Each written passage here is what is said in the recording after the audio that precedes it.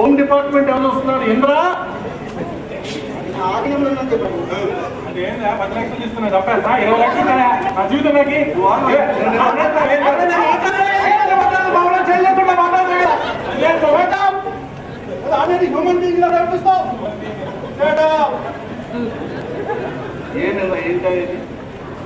ఏ యుగంలో చూసిన నీతో మా ప్రాబ్లమ్స్ ఏదో స్కాండల్లో ఇటువంటి మమ్మల్ని ఎదిగించేస్తాం.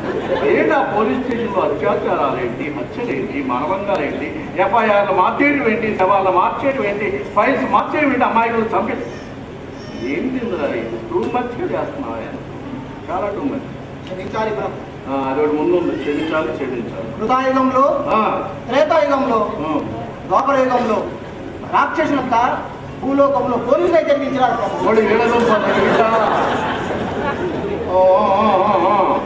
భూలోకంలో ఎవరి దగ్గర ఆయుధం ఉంటుందో వారే గొప్పవారు ప్రభు. అన్యాయమైనను దుర్మార్గమైనను సహించవలసిందే ప్రభు.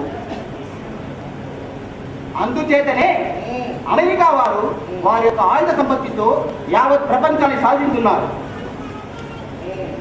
అంతేకాకుండా వేరే ప్రపంచమంతా, వేరే మధ్యవర్తి దేశములందరూ దానిని ప్రేక్షకుల వలె వీక్షించున్నారు తప్ప తప్పు అని చెప్పడానికి ఎవ్వరికీ ధైర్యం లేదు. అటుగానే పోలీసు వారి చేతిలో తుపాకులుండును. వారి యొక్క అండదండ లేకుండా ఏ ప్రభుత్వము నడవజాలదు. తప్పు కోసము ఎంతటి నికృష్టమైన పనైనా చేయగలదు.